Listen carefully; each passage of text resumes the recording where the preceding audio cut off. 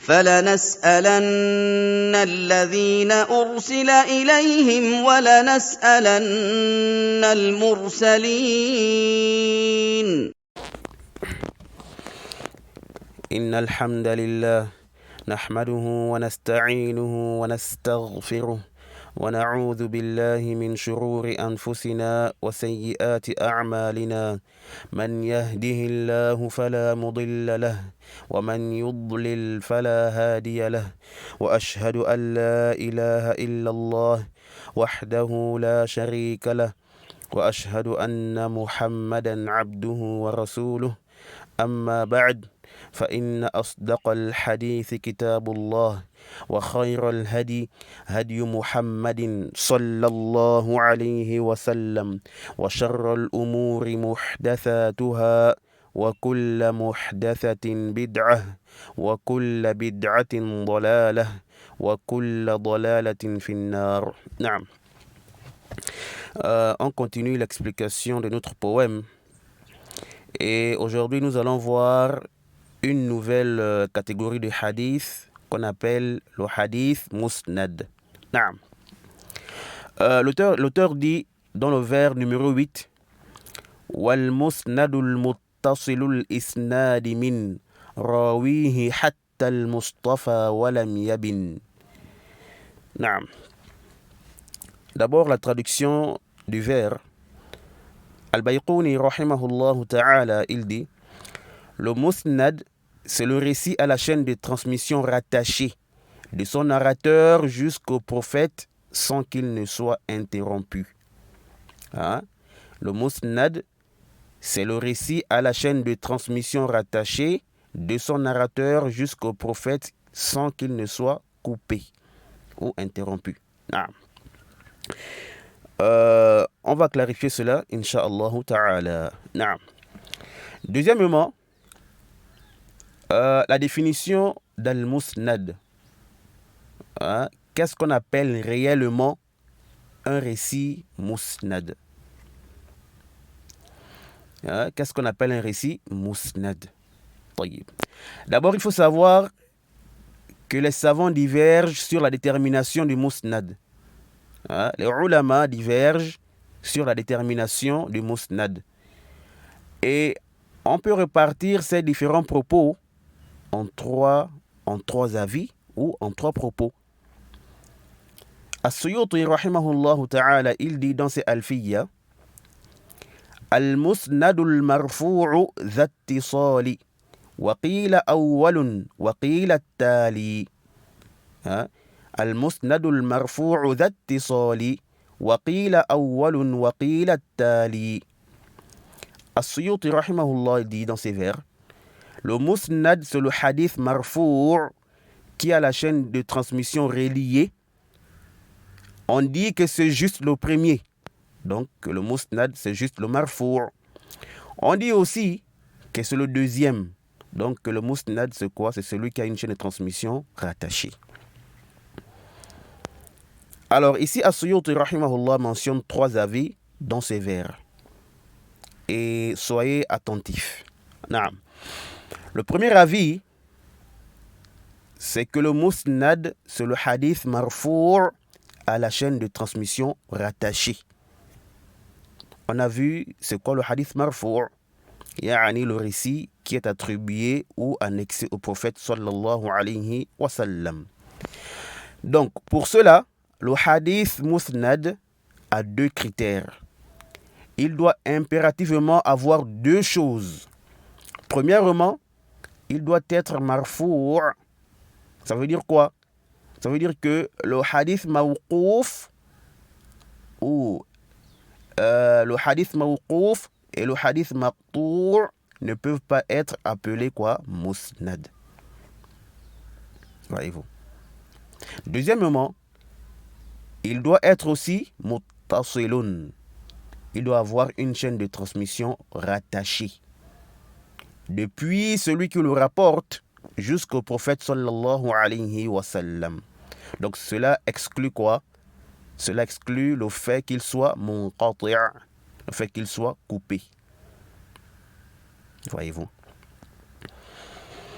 Et ici, lorsqu'ils conditionnent que la chaîne de transmission soit rattachée, hein, ils disent que même si c'est de façon apparente,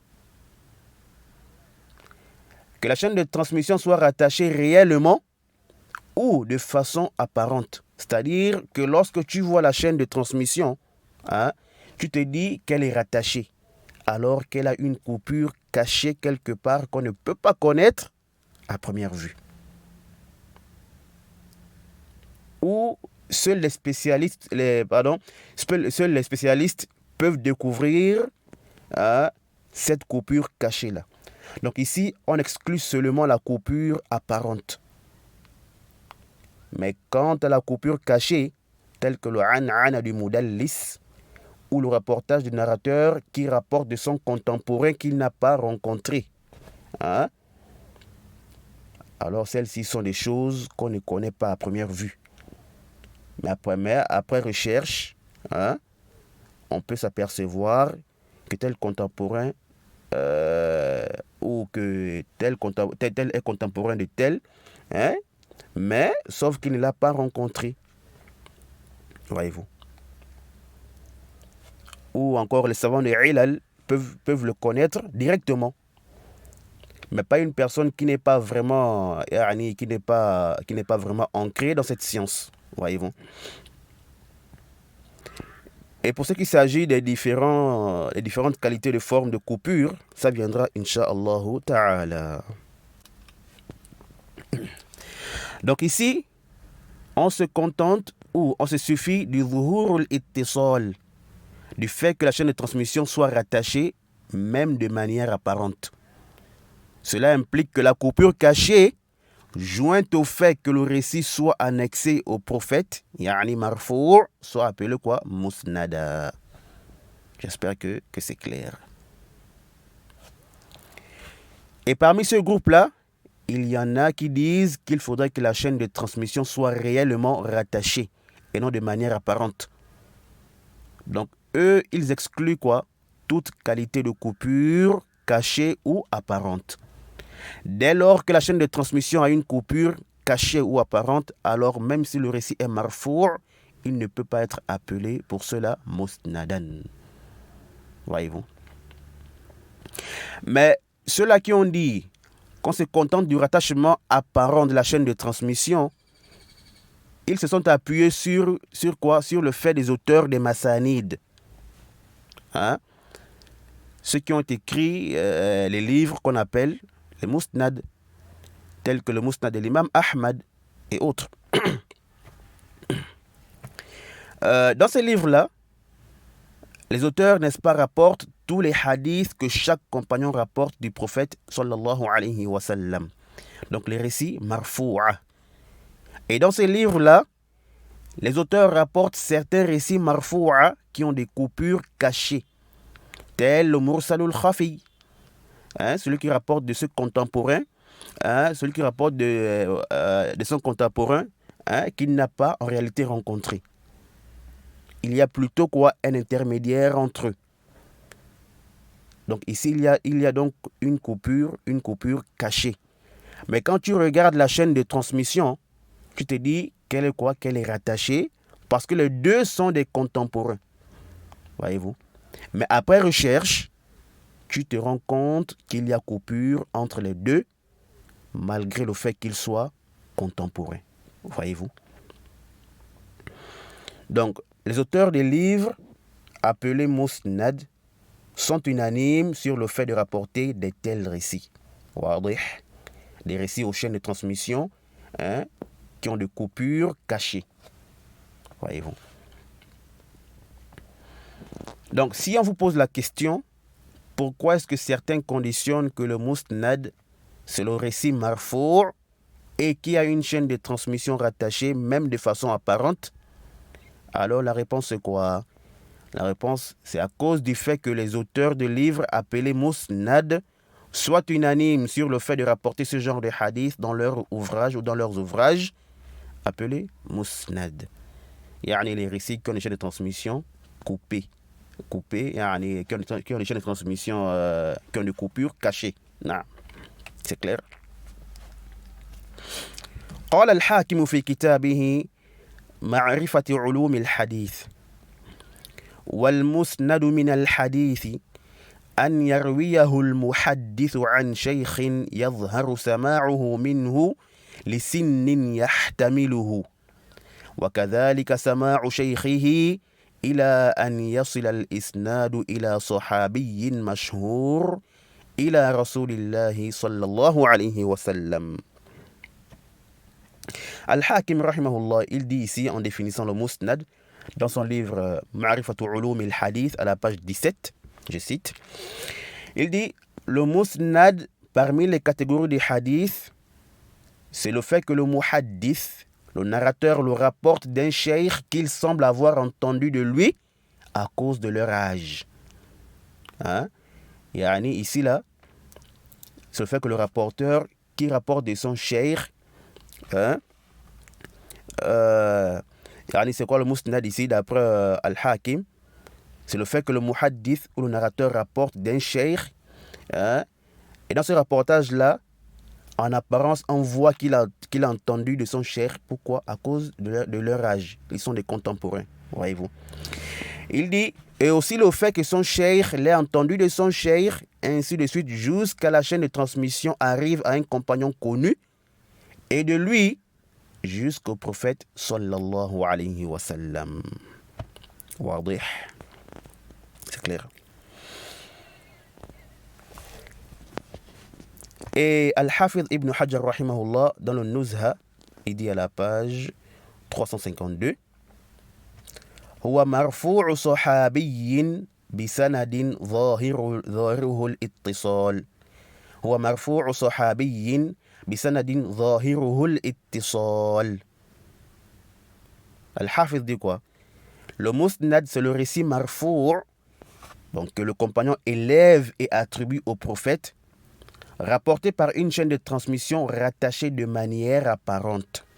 C'est clair ça? Voyez-vous? Alors, on voit ici que dans ces deux paroles-là, on retrouve, n'est-ce pas, les conditions du récit dit musnad. Il faudrait qu'il soit impérativement marfou'. Hein? Il faudrait quoi? Qu'il soit impérativement marfou'. Le récit prophétique. Ce qui est élevé ou ce qui est annexé au prophète, comme on a vu. Ah. La deuxième chose, c'est que la chaîne de transmission doit être quoi? Rattachée. Ne fût-ce que de manière apparente. Wadih.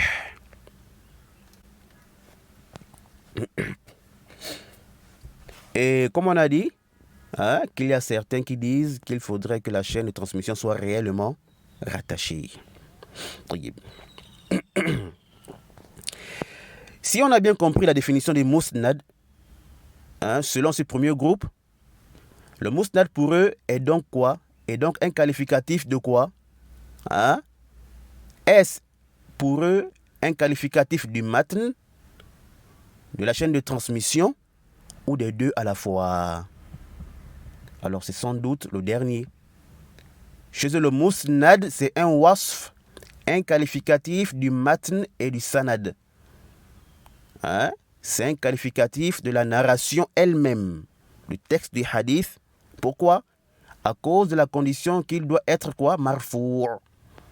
Et comme on a vu que le marfou' est un qualificatif, le marfou' est un qualificatif de quoi? Du matn. Non. Et le musnad est aussi un qualificatif du isnad à cause de la condition du rattachement de la chaîne de transmission. Arju an yakuna wadiha. J'espère que c'est clair. Alors le deuxième avis, c'est ceux qui ont dit que le musnad, c'est le hadith marfou'. Donc pour eux, le musnad, c'est le synonyme du marfou'. Tout musnad est marfou' et tout marfou' est musnad pour eux. Voyez-vous? Et ils ne conditionnent pas le rattachement de la chaîne de transmission. Pour eux, le musnad n'a qu'une seule condition. Il doit seulement être marfou', qu'il soit rattaché ou coupé. Pour eux, ce n'est pas un problème, voyez-vous. alors cette parole-là est complètement loin d'être vraie. Et elle contredit ce qui est connu des gens des hadiths, comme l'a dit Al-Hafidh, rahimahullah ta'ala. Parce que cette parole-là implique le fait que même le mursal, le mu'dal et le munqati', le munqati' de tous ces genres sont appelés quoi? Sont appelés musnad, juste parce qu'ils sont attribués quoi? Au prophète sallallahu alayhi wa sallam. Donc cette parole-là implique que le récit mursal, ou toute forme d'inqita', dès lors qu'il est attribué au prophète, alors on l'appelle quoi? On l'appelle musnad. Malgré la coupure ou les coupures qui s'y trouvent. Voyez-vous. Donc pour cet avis-là, le musnad est également un qualificatif, quoi? Un qualificatif du matn uniquement. Voyez-vous. Donc pour cet avis-là, le musnad est un qualificatif du matn. Voyez-vous. Et ceci est l'avis de Ibn Abdil Barr. Dans son livre At-Tamhid, il dit كل ما جاء عن النبي صلى الله عليه وسلم خاصة متصلا كان أو منقطعا. Ibn Abdil Barr, il dit, le musnad, c'est tout ce qui est rapporté spécifiquement du prophète sallallahu alayhi wa sallam, qu'il soit rattaché ou coupé. Voyez-vous, il dit quoi? Que le musnad, c'est tout ce qui est rapporté spécifiquement, spécialement du prophète sallallahu alayhi wa sallam, qu'il soit rattaché ou coupé. Voyez-vous. Pour lui, si le hadith est attribué au prophète, cela suffit pour dire qu'il est musnad. Que la chaîne de transmission soit rattachée jusqu'au prophète ou non. Pour lui, ce n'est pas une condition. Voyez-vous. Et Al-Hafidh al-Sakhawi, rahimahullah, il a dit que la pratique de Ad-Daraqutni implique que ceci soit aussi son avis. Mais comme on a dit, cet avis n'est pas juste. Non. Troisièmement, ou troisième avis, c'est l'opposé du deuxième. Ceux qui ont fait du musnad un qualificatif spécifique de la chaîne de transmission.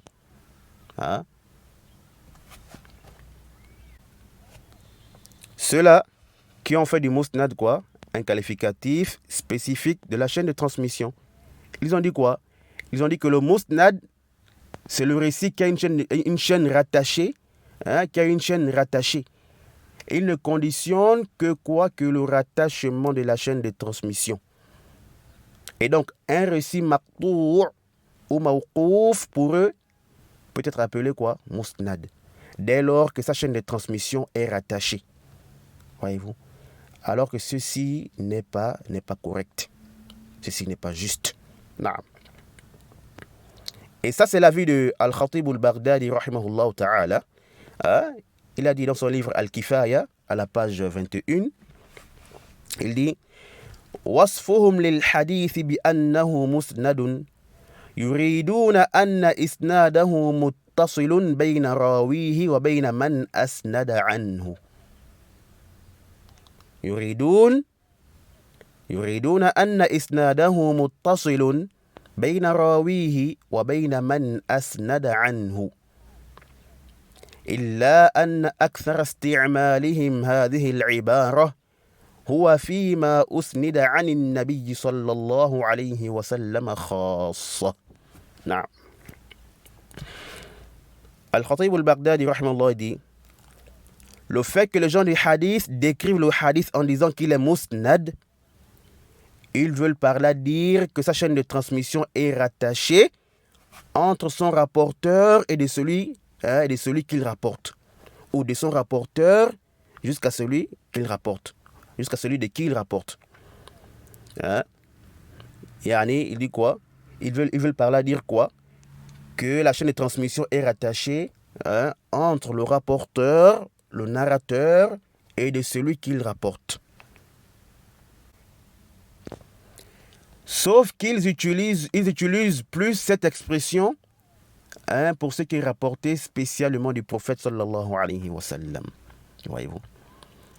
Pour Al-Khatib, Le musnad, c'est quoi? C'est tout récit qui a une chaîne de transmission rattachée jusqu'à celui à qui le récit est attribué. De celui qu'on rapporte le récit. Voyez-vous. Que ce soit le prophète, un compagnon, un tabi'i ou autre. Al-Muhim, c'est quoi pour lui?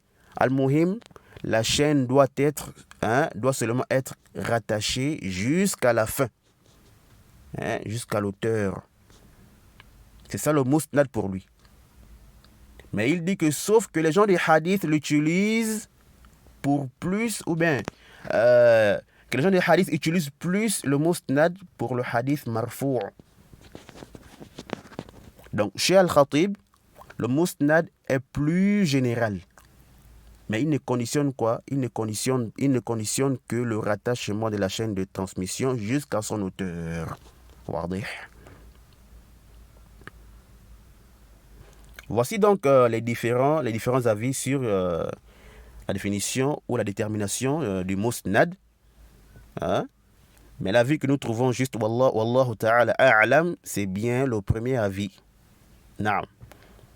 Et c'est l'avis de quoi? De la majorité des savants du hadith.